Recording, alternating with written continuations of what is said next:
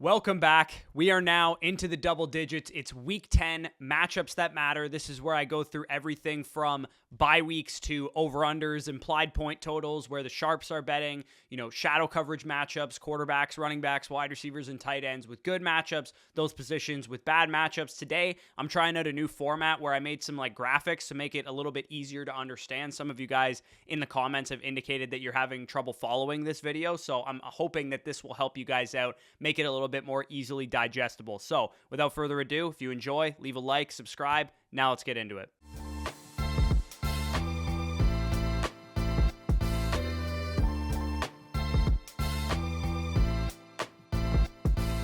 All right, so let's kick things off. In week 10, we have 4 teams on bye, and there are a couple biggies, too. A lot of fantasy-relevant players on the Kansas City Chiefs, the Philadelphia Eagles, the Miami Dolphins, and the Los Angeles Rams. So a lot of running backs, wide receivers, couple quarterbacks that you will be without this coming fantasy football week. So we're going to have to dig a little bit deeper in our start-sit decisions. And again, if you guys are new to the channel, if you've never seen this video before, what I suggest doing, if you guys are, deciding between, let's say, George Pickens versus Jordan Addison as one of your start-sit decisions, take out a pen and paper, jot down the pros and cons for each guy. Maybe one guy has a good game environment, one guy has a good matchup, etc., etc. Definitely use that to make your start-sit decision. So the top 5 over-unders and the bottom 5 over-unders on the week 10 slate. You guys can see them on either side of me right now. The top 5 over-under games, the Lions and Chargers game with the highest over-under on the slate of 48.5. So a lot of fantasy points expected in that game.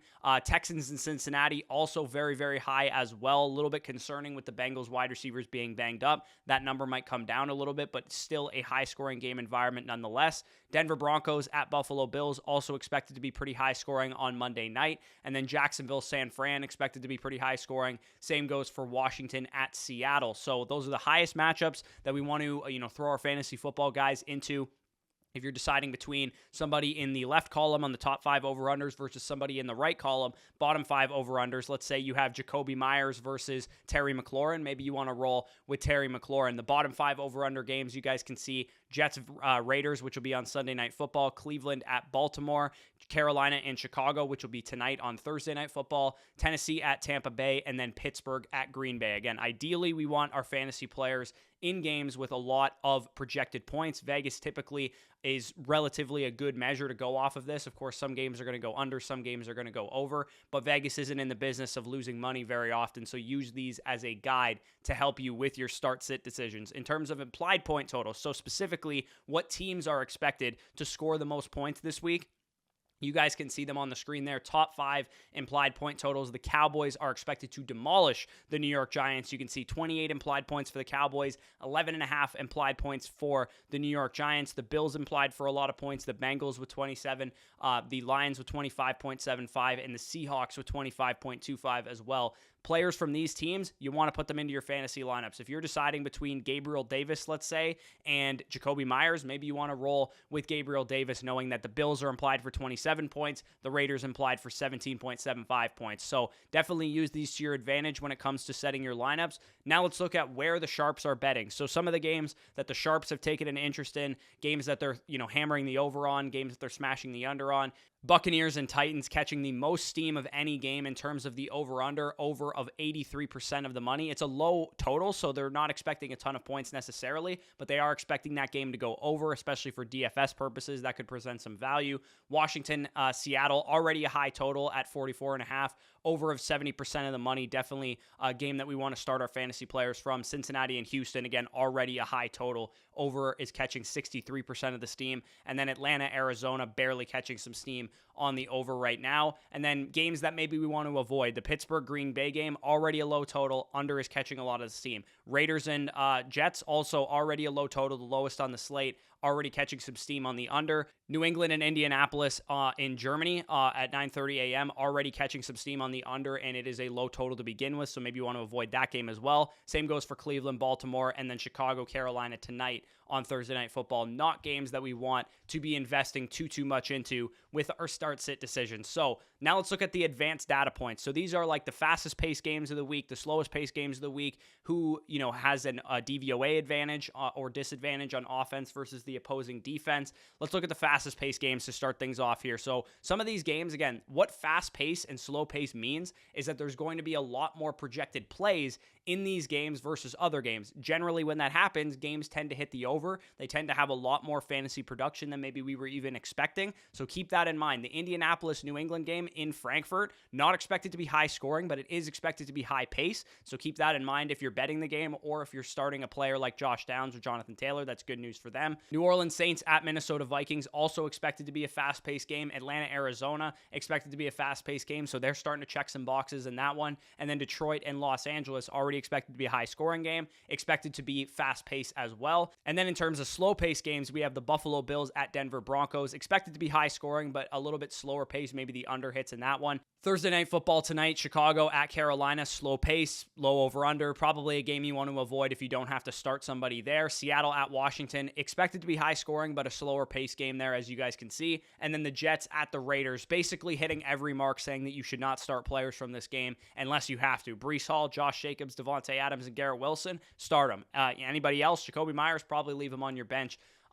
Based on the game environment that we're seeing. And then when we look at the offensive DVOA versus the opponent's defensive DVOA, so you guys can see some of the biggest advantages. These are good offenses going up against bad defenses, which are great news for us when it comes to our start-sit decisions in our fantasy lineups. The Buffalo Bills offense, one of the best in the league, going up against the Denver Broncos defense, one of the worst in the league, although they have played a little bit better recently. They have the highest advantage on the week. The Buffalo Bills offense, when they're on the field against the Broncos defense, they're expected to win that matchup by a decent margin. We're talking about like a 50% advantage, which is the best on the slate. Seattle Seahawks versus the Washington Commanders, also a very high advantage for the Seahawks offense versus the Commanders pass defense specifically, 41% advantage there. So those two games and those two offenses, Buffalo Bills and Seattle Seahawks, you're going to want those players in your lineup. Detroit Lions going up against the Chargers defense is a nice advantage. Atlanta Falcons against the Cardinals defense is a decent advantage. And then the Cowboys offense versus the Giants defense, also a solid advantage there. And then some guys that we probably want to avoid because they're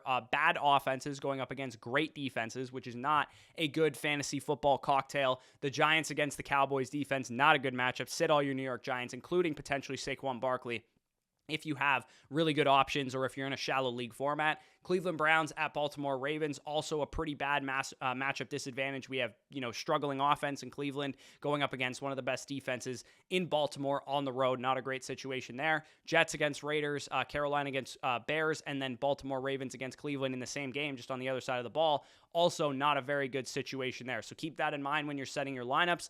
Then when we get to the shadow coverage, so downgrades, neutral, and upgrades for wide receiver cornerback matchups, I'm going to highlight a couple here that are worth noting. If you guys have these players, keep that in mind when it comes to a start-sit decision, because if you have Amari Cooper going up against the Ravens secondary and you have somebody ranked relatively similar to Amari Cooper, maybe you want to leave Amari Cooper on your bench or at least temper expectations for him. Devontae Adams and Jacoby Myers against the Jets corners. Again, another check against Devontae Adams and against Jacoby Myers in that game. Game environment's bad, and it's a tough matchup. Jordan Addison going up against the Saints, not a very good matchup for him. We'll probably won't see Lattimore glued to him, but the Saints secondary in general is pretty strong against fantasy wide receivers. Then when we get to the neutral matchups, so these are basically like, okay, these are shadow matchups, Stephon Diggs versus Pat Surtain and DeAndre Hopkins versus Carlton Davis, but the receivers are probably good enough to win these some of the time. And also, with Surtain and Diggs specifically, Diggs plays from the slot 30% of the time, and Surtain never goes into the slot. So we're going to get some matchup, plays where Stephon Diggs is not on Patrick Surtain. Just keep that in mind that it does downgrade him slightly when he is playing on the outside. DeAndre Hopkins, surprisingly, has been really, really bad against Carlton Davis. So even though Carlton Davis hasn't been playing well, it's a physical receiver versus a physical corner. DeAndre Hopkins averages 4 PPR points per game, despite getting 9 targets per game in the 2 games that he's played against Carlton Davis against the Buccaneers. So he has really struggled in this matchup specifically, but Carlton Davis not having the greatest year, so keep that in mind. And then when we go to the wide receiver cornerback advantages, so these are matchups where the wide receivers should be at a big advantage versus the cornerbacks they're going up against. against. And then when we get into the wide receiver cornerback advantages, so these are where the wide receiver is favored. We want to fire these guys into our lineup if we possibly can. We have those Jags wide receivers, Ridley and Kirk, going up against the 49ers. Same game, just different side of the ball. Ayuk and Debo versus the Jags corners. Also pretty good matchups there, so maybe keep that in mind if you're betting the over or under on that game. Both wide receiver groups have good matchups. And then the Seahawks wide receivers, as I already talked about, going up against the Washington secondary. They've been absolutely brutal against the pass. So fire up your Metcalf, fire up your Lockett. If you need a flex play, JSN is probably in play there as well. Now let's get into the actual positional matchups. So let's go through quarterbacks, wide receivers, running backs, all that good stuff. Talking about the top 5 matchups for quarterbacks, top 5 matchups for running backs, etc., etc. I'll highlight some streamers if you guys are streaming this week, because I know at quarterback specifically, we have, Patrick Mahomes on bye, we have Jalen Hurts on bye, Matthew Stafford on bye, Tua Tagovailoa on bye as well. So let's get into the top 5 matchups for quarterbacks and the bottom 5 matchups for quarterbacks. Ideally, you want to start the guys, if you can, that are top 5 matchups, and sit the guys, if they're not every week starters, in the bottom 5 matchups. So, of course, Josh Allen's in your lineup, but he could absolutely crush this week. He is my quarterback 1 on the slate. Jared Goff also in a pretty good spot, so he's inside my top 10 quarterbacks as well. If you need a streaming option because you don't have Jalen Hurts, or you don't have Patrick Mahomes, or you don't have Tua Tagovailoa, Taylor Heineke looks to be the best option, along with Geno Smith. And if you're really feeling gutsy, you can go with Bryce Young, but I would probably stick to Heineke and Geno if humanly possible. And then some of the guys you want to leave on your bench, of course, Aiden O'Connell and Tommy DeVito. I don't think anybody was going to start those guys, but Brock Purdy, a tough matchup against the Jags secondary, although the wide receivers should be able to get some things done.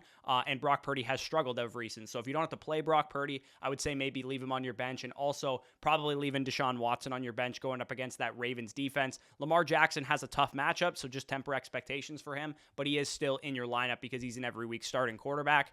Now let's move on to the running back position. You guys can see the top 5 running back matchups and the bottom 5 running back matchups on either side of me right now. Some of the best matchups of the week: Joe Mixon, Bijan Robinson, hopefully can finally get on track in this Arthur Smith-led offense. And then the Lions running backs, David Montgomery should be back this week full go, and Jahmyr Gibbs, who obviously was very good in David Montgomery's absence, also going to be a good start this week. James Cook and Chuba Hubbard are good options if you guys are looking for, like flex production or whatever. Chuba Hubbard, of course, plays on Thursday night, so definitely don't put him in your flex. Put him in your starting running back slot, but it is a shaky game environment, as I've already highlighted, so maybe if you, are going to play Chuba Hubbard, make sure he's like a top 24 play, not like a top 15 play or anything like that. Then when it comes to the bottom 5 running back matchups, Derrick Henry and Alvin Kamara are still in your lineup. They're RB1s. You definitely put them in there, but temper expectations for both of those guys because they do have pretty tough matchups. As I talked about already, Saquon Barkley is not an every week starter. With Tommy DeVito at quarterback, they're implied for 11 points. So I have Saquon Barkley ranked outside of my top 15 running backs, and if you have, wide receiver 2 options or better running back options, I don't think Saquon Barkley is a guy that you have to put in your lineup just because he's getting volume, because right now it's pretty horrible volume in that offense. Alexander Mattison, also a tough matchup. Make sure you sell high on him before this game comes up, because with the Akers news and the fact that he had a good week this past week, he's probably going to be on the up. And same goes for Gus Edwards, who scored 6 touchdowns in the last 3 games. Definitely try and sell high on him. He also has a rough matchup this week. So wide receiver matchups. You guys can see the top 5 and the bottom 5 wide receiver matchups on the slate. Mike Evans and Chris Godwin have a good matchup. Cortland Sutton and Jerry Jeudy have a good matchup. I already talked about the Seahawks wide receivers having great matchups. Stephon Diggs and Gabriel Davis. Gabriel Davis, definitely one of my favorite flex plays this week. And then, of course, Amon-Ra St. Brown against that Chargers secondary. Also a pretty good spot there. So all those guys, if you have them, they have good matchups. You probably want to try and get them into your lineup depending on your other options. And then guys with bottom 5 wide receiver matchups, Zay Flowers going up against that Browns defense by no means is a must start this week. Don't have to start him if you don't need to. Devontae Adams and Jacoby Myers, again, probably leave Jacoby Myers on your bench, but Adams is probably in your lineup. And then Amari Cooper, also a difficult matchup. DJ Moore going up against the Panthers tonight, in for a tough ride. I don't think anybody's starting any Giants wide receivers, but definitely don't even mess with them because they have a brutal matchup against the Cowboys. The tight ends, and then we'll close this video out with you sickos that play with defenses and kickers still. Top 5 tight end matchups, if you guys are looking for a streaming tight end because you have Kelsey on bye or whatever. Dalton Schultz, Hayden Hurst, the Broncos tight ends, nobody of relevance with Dulcich on IR, Irv Smith, and Dalton Kincaid. So, I mean, the 2 Daltons are probably in your lineup. They're top 7 plays for me in my rankings this week, but if you need a streaming option, I don't think Irv Smith is the worst guy that you could go after because T. Higgins is banged up, Jamar Chase is banged up. Maybe one or both of those guys misses this game with the Bengals there, so you can maybe go after Irv Smith. He actually scored a touchdown last week. Hayden Hurst, also a half-decent streaming option if you want to, but he's splitting time with Tommy Tremble, so I probably wouldn't mess with him. And then the bottom 5 tight end matchups, some of these guys you're going to sit, but a lot of them are every week starters. Mark Andrews and Cole Kmet are probably still in your lineup, I would imagine, but I wouldn't mess with Luke Musgrave this week. I wouldn't mess with Cade Otton this week. Jake Ferguson, kind of on that fringe area. If you needed to start him, you probably could. Those are the bottom 5 tight end matchups of the week. Now let's close things out with you absolute sickos that still play with defenses and kickers. Some of the best defensive streamers this week: the Dallas Cowboys going up against the Giants, Carolina Panthers Thursday Night Football against the Chicago Bears, the Las Vegas Raiders Sunday Night Football against the Jets, Indianapolis Colts against the Patriots, Chicago Bears in that same game against the Carolina Panthers there, and the Seattle Seahawks going up against the Commanders, the Ravens going up against the Browns, and the Arizona Cardinals going up against the Atlanta Falcons. If you guys need a streaming defense, one of these options are probably your best bet. They are actually ranked in order of who has the best matchup, so the higher you can get on this list, the better. And then same goes for these kicker streamers. The higher you can get up on this list, the better, because those defenses are susceptible to leaving up a lot of points for fantasy football kickers. You know, kind of bend, don't break red zone defenses, leading to a lot of field goals. So if you enjoyed this video, if you like this new format, where it had the graphics a little bit more succinct, a little bit more easy to understand, then leave a like down below. Subscribe to the channel if you're new around here. Leave any of your comments, as many, start-sit questions as I can get to. I will leave them down below. And if you guys want access to the matchup chart information that I showcased on all of these other videos, now kind of more so behind the scenes, as well as my weekly rankings, you can hit the link down below in the pinned comment. Sign up on our show sponsor, Underdog Fantasy, with just $10. You'll get 100% back using the promo code FSE, and you'll get access to our weekly rankings and our rest of season rankings for the rest of the season if you want them. Or you can go to our site, flockfantasy.com, promo code FSE for 30% off. There you'll get our dynasty rankings, our rest of season rankings, our weekly rankings, new bonus articles that we're going to be dropping soon. I'm going to drop some strength of schedule stuff over there on our site. Definitely want to check that out. And of course, you'll get bonus content from all of your favorite dynasty and fantasy football content creators. So definitely check that out if you're interested. Link will be down below in the pinned comments. So with that being said, peace out, and we'll talk to you soon.